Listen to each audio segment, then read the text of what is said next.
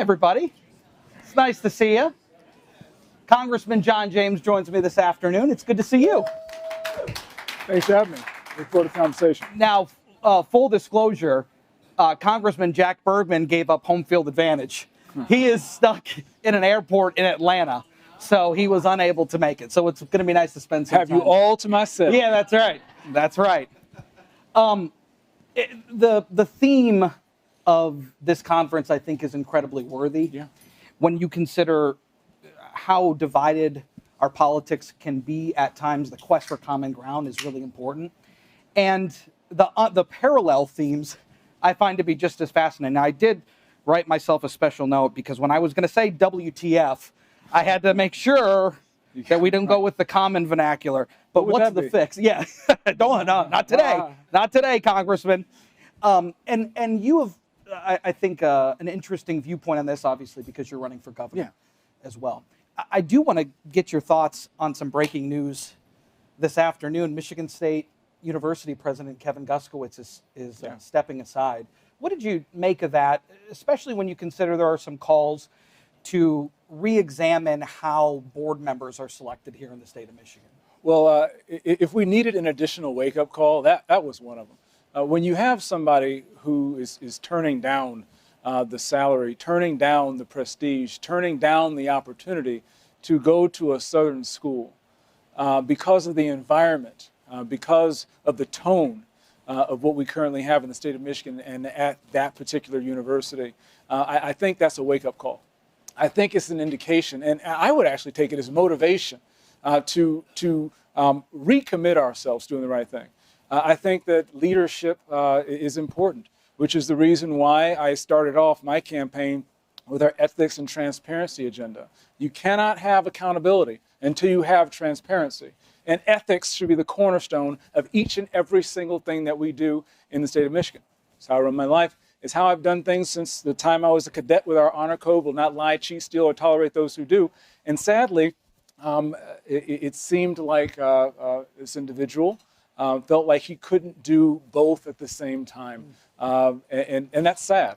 But that creates an opportunity for us to drive accountability from the top and make sure that we bring a little bit of sanity and bring some well-deserved accountability, not just at the K through 12 level, but also at our university levels, to be a state that is more attractive to the best talent. Because again, it is a massive indictment on what we have going on in the state when you have somebody who's turning down a job like that, taking a massive pay cut and going where, frankly, a lot of our population is to the south for new opportunities. So we're going to reverse that. We're going to change that by doing what works, and of course, by focusing on ethics, transparency, and accountability. It's got to be a big day for you. Obviously, it's beautiful here on the island, but in your district, Selfridge has been a main focus for you for many years. Mm-hmm. The state passed over $150 million, and the governor is going to sign that bill on the porch of the Grand in just a little while.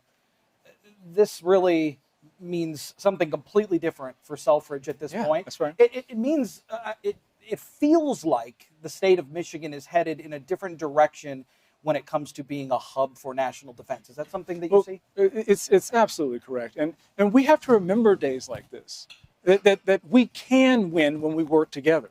There are opportunities to find common ground on things like Selfridge, on things like our Fortress, Michigan, concepts where we all agree and we can work together. This is something that I'll tell you, there were some dark days for Selfridge when I first got started.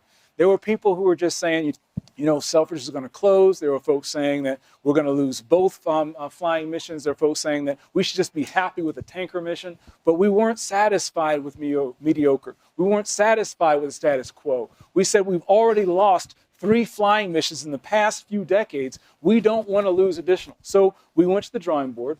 We worked with everybody across the table, with our senators. We worked with the county. We worked at the state. We worked together. And everybody did what they were supposed to. I went and talked to the Secretary of the Air Force, and we laid out the plan and what it would take to get additional resources for Selfridge Air National Guard Base. And my team was able to execute that, and we delivered $162 million for Selfridge Air National Guard Base. Now, we're really proud of that, but I'm also as proud of the hundreds of thousands of dollars that we delivered for a Cherry Street capital project in Mount Clemens. These are the types of things that happen when you work with people and you are focused on getting things done. What this means for Selfridge is now that can be the jumping off point for our Fortress Michigan, not just F-15EXs or a KC-46 new generation fighters and tankers. But we also have the opportunity to participate in the Golden Dome with hypersonic defense, cyber. We have a massive opportunity to improve USMCA, to include not just economic benefit for Michigan in the region, but also strategic defense cooperation, because, of course, we participate in the same umbrella, a closer partnership with lower cost and increase the need for Selfridge. There's massive opportunity, not just for economic growth for Macomb and Michigan in the region, but also strategic defense to make sure that not just Selfridge, but the entire state of Michigan can benefit. We have the arsenal of democracy that's right here right in Michigan. This hub is Macomb County. Why are we losing opportunities? Why are defense capabilities growing in places like Alabama? They should be staying with us. It's a part of our proud legacy, because we have the talent, and we have the engineering, and we have the work ethic, we have the grit, we have all the natural resources, but we lack the leadership in that vision. We're going to have that leadership in that vision moving forward, and defense is just a natural thing from shipbuilding to rocket ships that we can do here in Michigan. I'm really excited. And that funding that was passed in the House is in the Senate, correct? So we wait for that? Yes, I actually just had the opportunity, had a great conversation with Senator Gary Peters, and we're excited to work together to get this thing forward. But again, working together for the benefit of the state is what I've done since I was in the military. Nobody gave a crap about what party you were in when bullets were flying, and nobody gives a crap now. We need leaders who are focused on the right things, and that's you. Common ground. Common ground, that's right. Senator Gary Peters, yeah. The Chamber had done a poll recently in a study. The numbers are shocking. 33rd in those with a college degree here in the state of Michigan.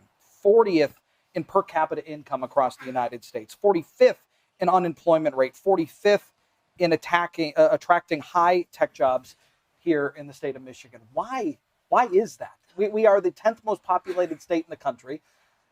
Quite frankly, it's unbelievable that we have fallen to that depth. Why is that? Well, it is believable because the leadership is not focused on the right things. We need leadership that is focused on the right things. And in my entire life, the only thing that I've ever seen that can change environment, change culture, change philosophy is leadership. Why are we getting bogged down with things that we know don't work? We need to do the things that work. It's not partisanship. It's about pragmatism. It's about getting things done and work with anybody to do it. We need a customer service obsessed culture in the state of Michigan that is focused on businesses of every size, but particularly small businesses. Access to capital, access to contracts, and also help dealing with the compliance and the regulatory burden that we're seeing come out of Lansing. We need a new environment that's more hospitable to business, with the tax, tort, and regulatory reform that's required for businesses to flourish and grow. And you also need a change in philosophy. There's this obsession with trying to attract businesses from all over the country and all over the world. Why don't we take care of the business that we have first? Why not take care of the people who are paying taxes first? We need to take care of the people who are struggling and hustling each and every single day.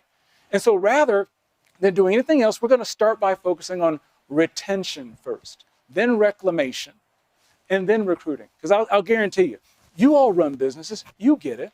What's the best way to attract talent? What's the best way to attract investment? It's to treat the talent investment that you have with respect, to treat it with dignity, and to allow it to grow and flourish. I guarantee you, if we treat the businesses that we have with respect, if we allow it to flourish, you're not going to have to worry about recruiting talent. We just lost an MSU president because they thought they had better opportunities at Clemson. That's an insult. We are made for more than scrounging by and surviving. But the answers we need are not in Lansing. The answers that we need are among the 10 million people that make this state great in the first place.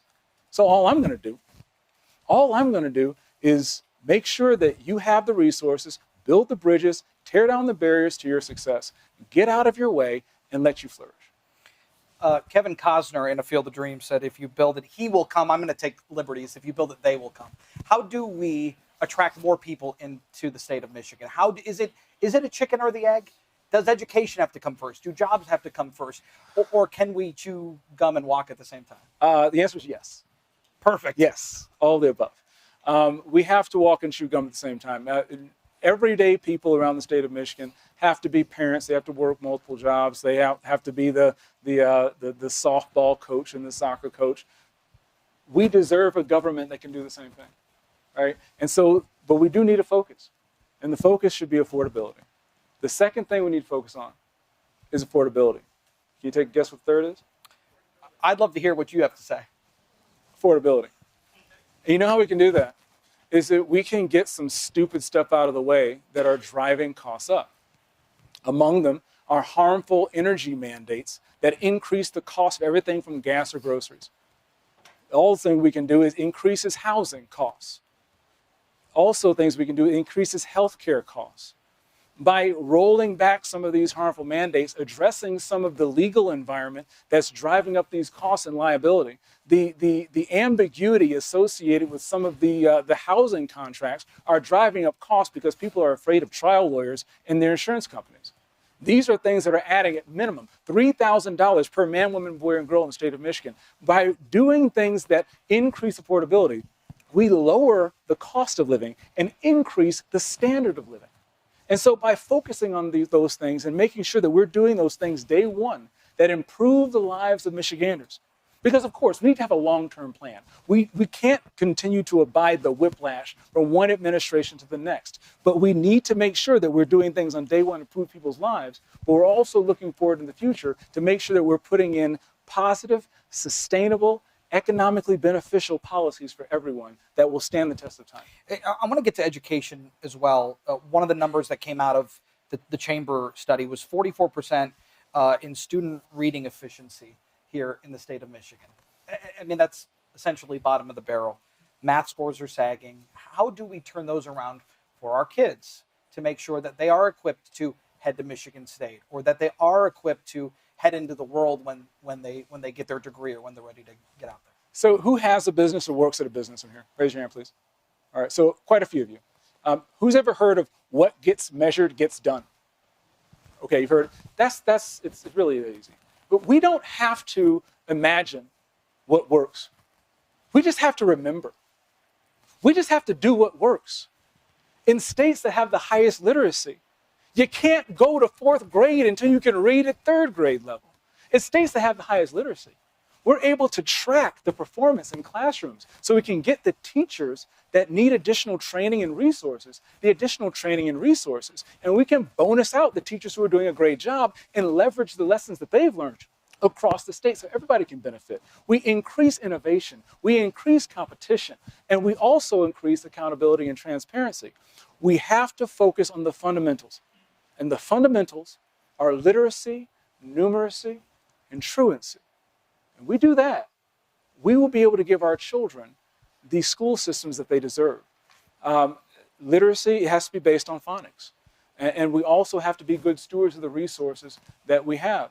Education, we're spending millions and billions of dollars on education, and we're still at the bottom of the barrel. People like to talk about the Mississippi Miracle. Well, that's more like a Mississippi Marathon. There were people who were committed to doing the right thing, and they prioritized the children over special interests and their own feelings. They were willing to do that. In a span of about a decade and a half, they were able to go from bottom of the barrel to now some of the fastest achievement.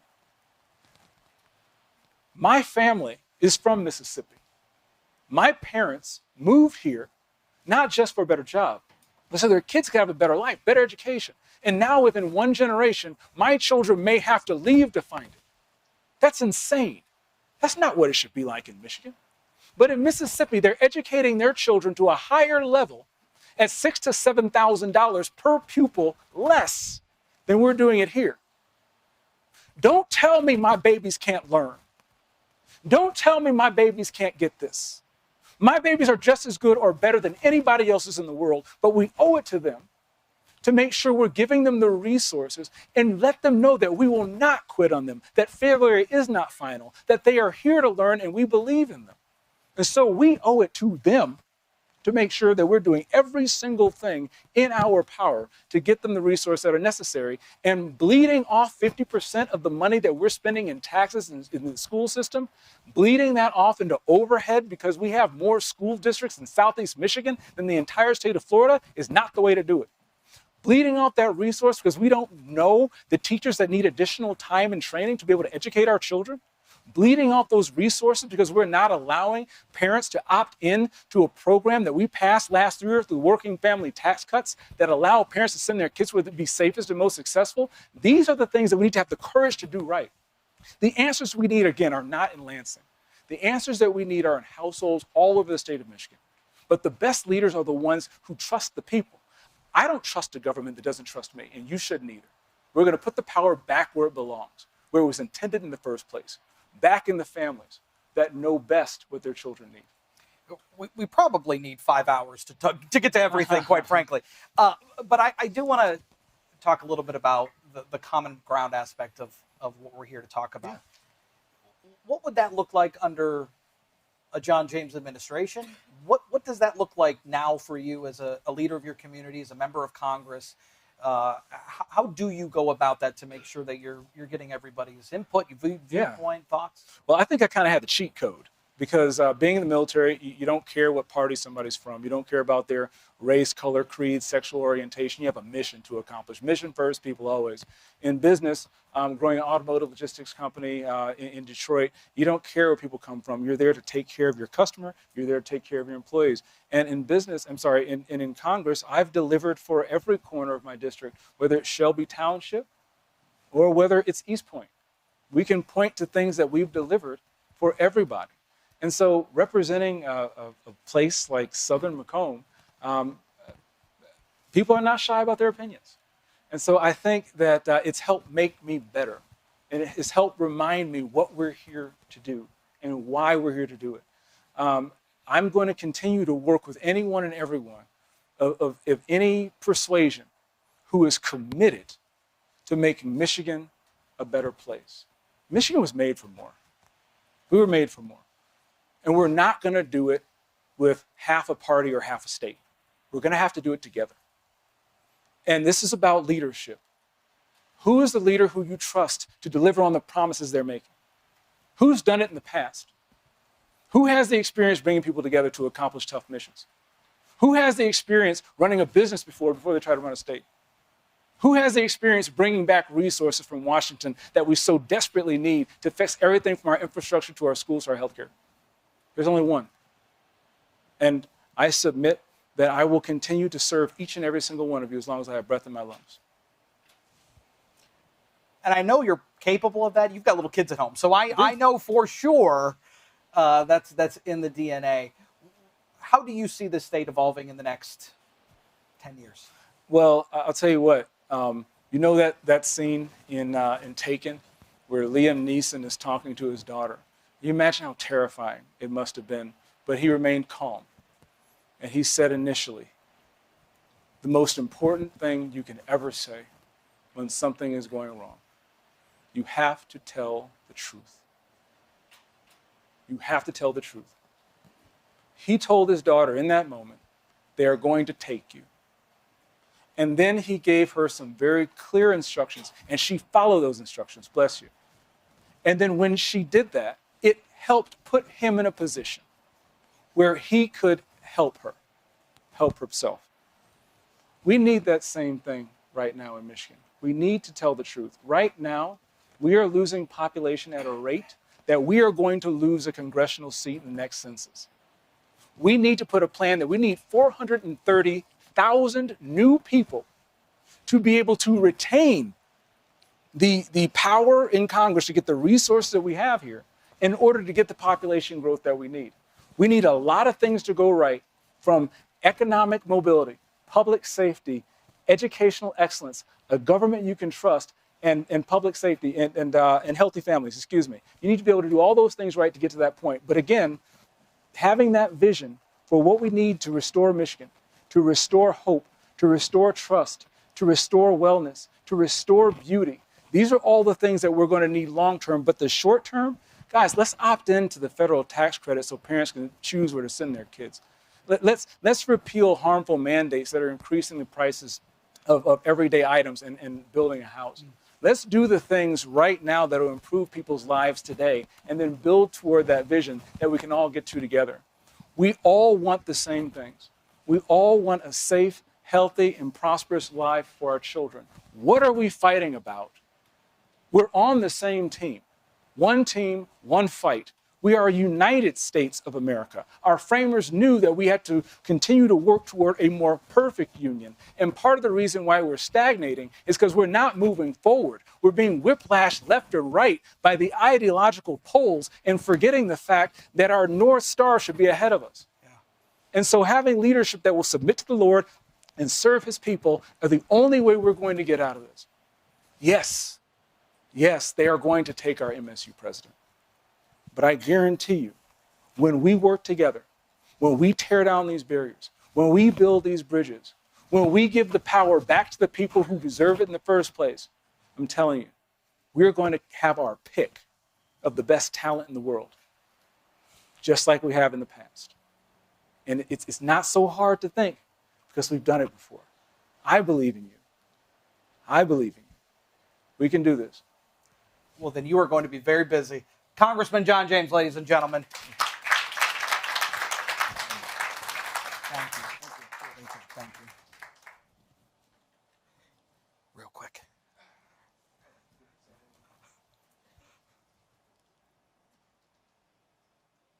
Good. All right. Thank you, sir. Appreciate it.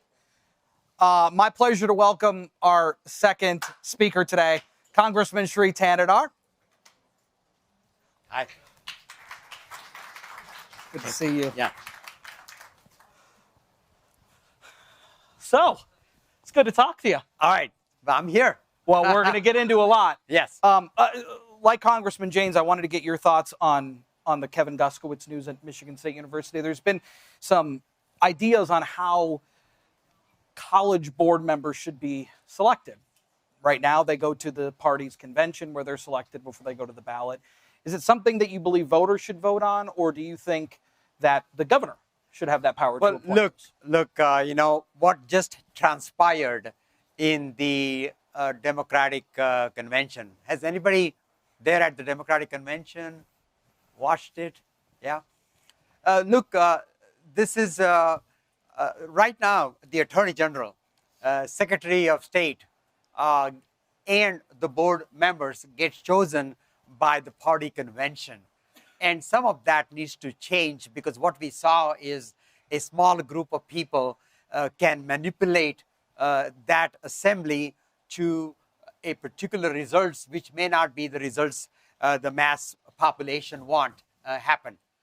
So first of all, I don't think these board members should be elected or appointed by the conventions. They should be appointed by the governor in a similar manner as we appoint or how we choose members of the redistricting commission. You know, we have certain seats for Republicans, certain seats for Democrats, and we have some independent seats because the state in general isn't focused on a particular university. And so choosing these statewide absolutely makes no sense too. But it is unfortunate with all of the politics that we see in the MSU board, right from the days of Nassar and the atrocities that happened against our children to all of the dysfunction. You know, some of it has to do with the political fighting among the board members.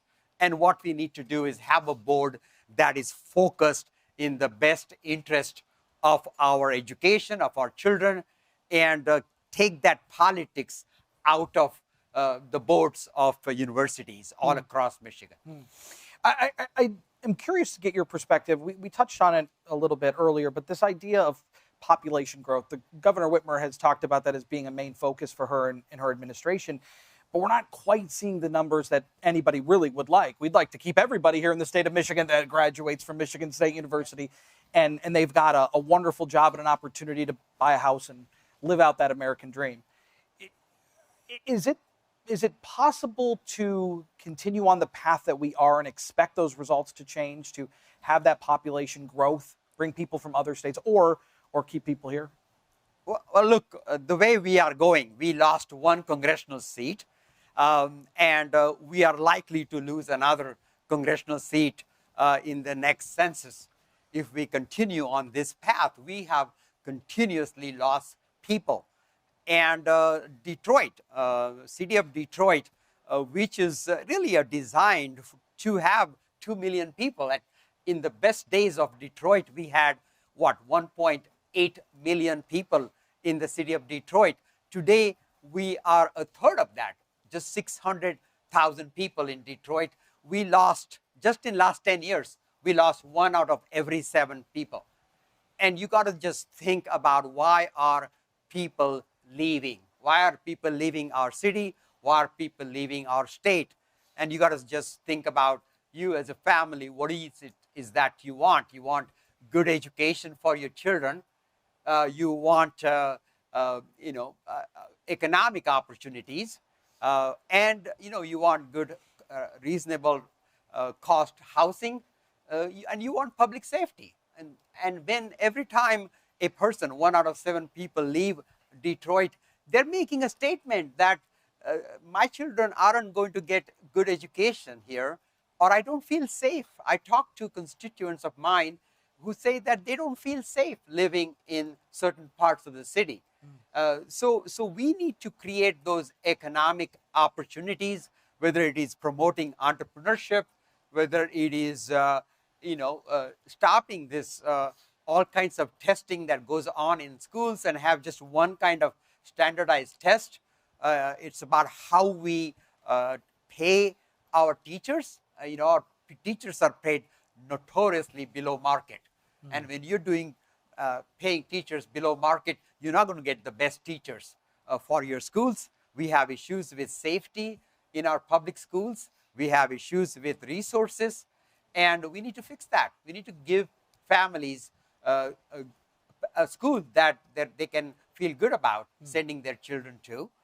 So we need to fix all of those things, otherwise we'll continue to bleed population. And if we keep doing the same thing as we've done before, we're not going to get different results. You touch on a lot there, so we're going to try to get through as much as possible. The affordability issue, obviously, is a huge one. Yeah. Not only across the country, but certainly here in the state of Michigan. And people are feeling it. Yes. Right? They're obviously feeling it at the gas pump. They're feeling it when they go to the grocery store. Where is the middle ground that you can meet lawmakers at, and even maybe some in your own caucus that you would disagree with? Where is that middle ground to figure out how to make things just more affordable for people? Well, look what happened, the war, right? When the Iran war started, gas prices were what, $2.98 a gallon? Today, they are approaching $5 a gallon, just in less than 3 months. We have seen the tariffs. Tariffs have increased cost of living, just about everything. Food that has gone up. Grocery prices have gone up since the tariffs. The tariffs have impacted our auto sales. The tariffs have impacted every part of our life. So between the tariffs and the Iran war, the cost of living has gone up substantially. We have issues in Detroit, especially we're dealing with affordable housing. People can't afford to live in downtown Detroit anymore. Things have become so expensive in terms of affordable housing. Look at cities like Austin, which has built so much more housing, affordable housing, with that we don't see it in our city, in our state. Why is that, do you think? Look, we need to focus. We need to have a long-term plan. Something like city of Detroit could use currently 17,000 housing units. And there needs to be a long-term plan in terms of creating incentives to build those houses, because if we don't have affordable housing, that's one reason that we are not going to attract people to come and move into our state. You know, we are competing with Texas, we are competing with Florida, we're competing with the southern states. And for us to be able to do that, we need to have good schools, we need to have public safety, we need to have affordable housing. And that is just what families would want to have, public safety. Well, let's talk about education. And we read the numbers just a bit ago, but this idea of, 44th in student reading across the country is unbelievable. When you think about our influence as a state and where we once were. Is it a money issue? Is it a teacher issue? What is it that we are not quite grasping that maybe other states are, or is it just a directional issue? Well, number of things there, but just I'm from Detroit, and look, when I grew up in India. I'm an immigrant. I came to this country when I was 24 years old. Having grown up in poverty, and the education was what helped me lift myself and my family out of poverty. It is giving our children the best education, no matter what zip code they come from, no matter what economic background they come from. Giving our children the best education is the foundation for their able to achieve their American dream. And for us to be able to do that, we got to look at certain schools. In certain schools, especially neighborhoods, lower income neighborhoods, we have seen schools that just don't have the resources they need to be able to take care of their needs. One of the issues that I have seen, and I'm working at the federal level, is the funding for special education. Federal government is supposed to be paying for 40% of the special education cost. Currently, that is only at 15%. So what happens is, and I've spoken with many superintendents, school boards, and what I've seen happening is that funding for special education comes now from the general funding. So you're taking money away from the general funds to pay for the higher cost of special education. And that becomes a rippling effect on all of education. So one thing for sure is that the federal government must pay its fair share that Congress has mandated to take care of our special education. So you don't think necessarily that eliminating the Department of Education would provide that funding? Absolutely not. Yeah. And that this is also public schooling needs to be strengthened. And what we have seen, especially we've seen in Michigan, is that private education has deprived our public school system. It has made our public school system a lot weaker. And we need to really focus on public education, public schooling, and focus it in a way, not just how we evaluate our teachers, how the performance appraisals are done of our teachers, how they are paid, how we provide them the security that they need to do their jobs in terms of resources the schools needs. And we have a huge difference. If you look at some of the schools in the Detroit area, some of the low-income areas, you see a huge difference between them and some of the more affluent areas. If you go to Bloomfield Hills, you look at their public schools, they are so much better resource-wise than schools in lower income areas. And that disparity need to be adjusted. So we need to be equitable about it, and we need to provide the resources where they're needed. Yeah, and I asked Congressman James this idea of the chicken or the egg, what comes first? Does education need to come first so that you can attract families into the state of Michigan? Or do you need to have good paying jobs here so that families want to come here and then the education system improves? You look in Detroit, obviously Detroit is on a bit of a renaissance, which is fantastic. Grand Rapids is certainly come up over the last decade or so. Dow sponsoring today's talks in Midland. We have wonderful companies here, but how do we grow? How do we keep getting bigger? And then how do we bring people into the state of Michigan and keep people here? Well, everything starts with economic opportunities. In terms of workforce development, in terms of skill sets development, you know, the technology is rapidly changing, and with mobility and AI, and we need to give our high schoolers the skills that they need, whether it is trade skills, whether it is information technology skills, that we need to focus on workforce development, giving the skill set that our children need to be able to do better for themselves. And the focus has to be the future of our children, and the focus has to be on skill set development so that people can get good paying jobs. Yeah. Today, the governor is signing the Selfridge bill. Yes. It's obviously a big deal. And we didn't know which way Selfridge was going to go for a long time. They'd put themselves up multiple times for new fighter jet missions, and they never came. But now they are. And it really is a highlight of finding that common ground, right? The governor goes to Washington, and eventually a deal gets done. How important is that, even just symbolically? We know the importance of it economically and from a defense perspective, but does it prove that that work can get done in a bipartisan way? Well, it certainly is a one good example of when at the congressional level, at the federal level, and as well as at the state level, we all work together to be able to make that happen. And it's certainly a shining example of what bipartisanship could bring. But there is just a lot more that needs to be done. Our politics is so polarized right now, so divided, that the politicians haven't really focused on the common ground that needs to make people's lives better. How do we create opportunities? That it doesn't so happen that one administration comes in, does things, and then the next administration comes and undoes all of that.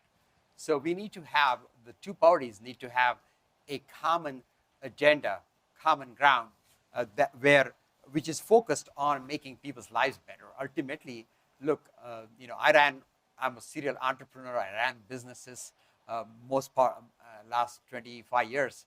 And the reason I got into public service is because I wanted to help people, help others achieve their American dream, make people's lives better.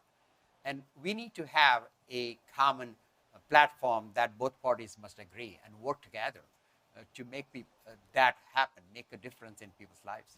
Well, and I think there was a lot of discussion about Michigan being a purple state in some of the discussions both yesterday and today. And the idea of having at least a singular path, right?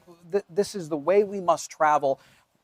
You can debate the fringes, right? The parties are going to have their separate views on how you get to the same destination, but we need that road to lead to the same destination. The fact that Michigan is a purple state is wonderful, but can we have that same path? Can we share that same lane? Absolutely, and it all has to start with economic progress. One area that we can agree on is economic well-being, and giving people the opportunities, skill sets, training, workforce development, getting our education system better so our children get the best education for them to advance and achieve their goals. So what is the fix then to some of that? Because you do work across the aisle, certainly. That's not the story that gets the headlines, though, right? So there is a lot of bipartisan work that gets done in Washington, that gets done here in the state. But how do we take that and move it over? What's the fix, right? That's the parallel theme here. What is the fix to make sure that we are moving in that direction? Well, again, like you said, often we get things done, but those don't get the headlines. Only at the time when we get the headlines are when the extreme issues, when we disagree on. But we need to continue to focus on, and I think it's important that people hold their elected officials accountable to achieve these goals. Hold them accountable, and not let them focus. With social media, a lot of the members of Congress now are so focused on social media and a status in social media as opposed, and the 24-hour news cycles have created opportunity for members, and there are members who are more focused on their own fame as opposed to getting things done. And I think we need to bring that focus back into making people's lives better. You talked about your career as an entrepreneur and the education that you got. You credit that to your success. How does the average Michigander look at your story and say, I can do that too? We need to create, the access to American dream is missing. Young people growing up don't feel that they can have a life better than their parents did. I mean, the whole thing about American dream is that our children should have a better life, more opportunities than we as parents did. And we don't see that happening. And that's because we don't create those skill sets, because we haven't, promoted entrepreneurship, access to small business, like whether it is access to capital, whether it is elimination of the regulations in terms of starting a business. We need to start working on that.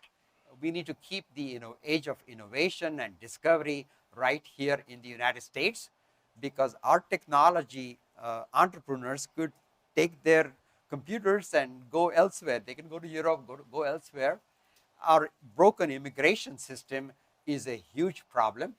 What we have seen is H-1B visas, technology companies. I've talked to many CEOs of technology companies, and they are hurting for skilled workforce, getting the engineers, the scientists that our technology companies need.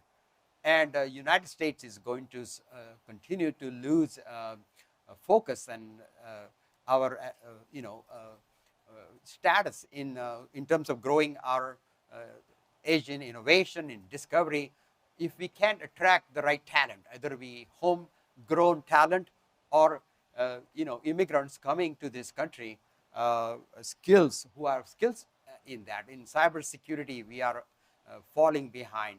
In terms of AI, we are falling behind because we don't have a robust immigration policy. Our immigration policy is very regressive. And I have talked at this conference, I've talked with, business owners. I've talked both the H-2B visa program, people just can't get enough skilled and unskilled labor to grow their businesses. It's impacting our GDP, and it will continue to impact if this current trend and thinking in Washington, D.C. about anti-immigrant, anti-migration, and fixing our immigration system, broken immigration system, then it's going to continue to impact our technology businesses. We haven't. Congress has not changed the immigration policy since 1996. That was the last time we had any kind of reform. And I think it is very, very essential that we reform our immigration policy and make it easier for our businesses to get the skills that they need. Yeah, lot to chew over. Wonderful thoughts. Congressman Shri Thanedar, ladies and gentlemen. Thank you so much.